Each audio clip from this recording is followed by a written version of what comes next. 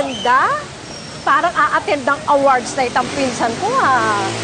Kaya palang tagal-tagal mo, siguro nagpa-parlor ka pa yata. O ano naman ngayon? Hindi naman porket namatay yan, kailangan magmukhang haggard ang itsura ko, no? Kamusta na pala yung pinapatawagan ko sa yung abogado? Ay, naku, naghahanap ng ebidensya si kumpanyero. Kasi sabi niya, wag muna daw tayong mag-file ng kaso kung hilaw yung reklamo natin. Kasi baka daw mamaya, ikaw pa yung mapadiin. Ang sabihin mo, pipitsuging abogado kasi yung hinahanap mo. Scarlett naman, talaga namang mahina yung kaso natin eh. Pero anyway, tara na sa loob para rumampa ka na at talbugan mo na si Isabel. What? Ang ibig sabihin, nandun sa loob ang gagang yon? Shell, at super emote sila ni Catherine sa kabaong ng biyanan mo. Akala nga nung mga bisita eh, siya yung mami ni Catherine. Iniinis talaga ako ng Isabel na yan. Halika sa loob. Manda siya sa akin.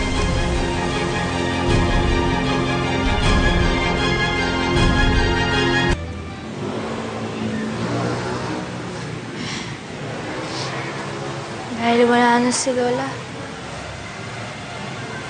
things will be so much different now.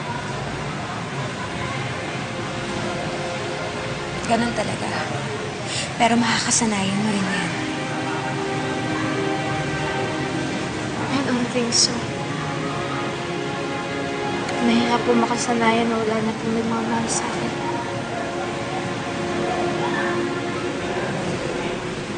Anak, nandito naman ako. Kung ano ang naiwan ng lola mo, gagampanan ko yun para sa'yo. Pupunuin ko yun ng pagmamahal sa'yo. Paano po si Mommy? Hindi po siya papayag na lumapit ka po sa akin.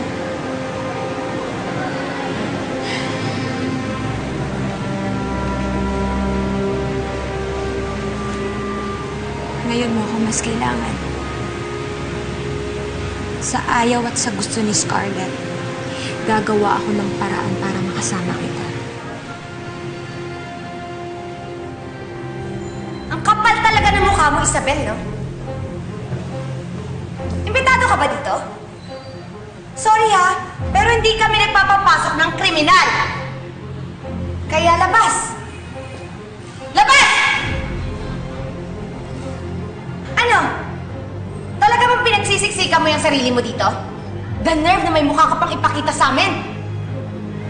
Pwede ba, Scarlett? Stop accusing me. Nandito ako para makiramay. Hindi namin kailangan ng pakikiramay mo! No, definitely hindi sa'yo makikiramay. Dahil alam ko naman talaga na hindi ka nagluluksa sa pagkamatay ni Ma'am Matilda. Ako hindi nagluluksa? Tingnan mo naman yung suot ko.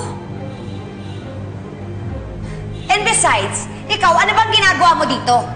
Hindi ka naman malayong kamag-anak? Kaya pwede ba, lumabas ka na dahil wala ka namang silbi dito? Okay, fine. Dahil alam ko naman na hindi ka makaarte ng maayos na malungkot ka kunyari kapag nandito ako. Sana lang may maniwala sa'yo sa mga drama mo. Ako pa ngayon ang nagdadrama? Mama ko ang namatay. Ang sabihin mo, impostora ka. Pagkatapos ng lahat ng atrasong ginawa mo kay Mama, nakuha mo pang makiramay dito. Mami, tama na po. Okay, Catherine. Aalis na ako. Condolence sa'yo at kay Jonas. At ikaw, sana makonsensya ka sa ginawa mo kay Ma'am Matilda. Nahamon mo talaga ako, ah. Mami, saan ka pupunta? Ay, hayaan mo na sila. Saan ka lang? Dito ka lang, Catherine. Mami!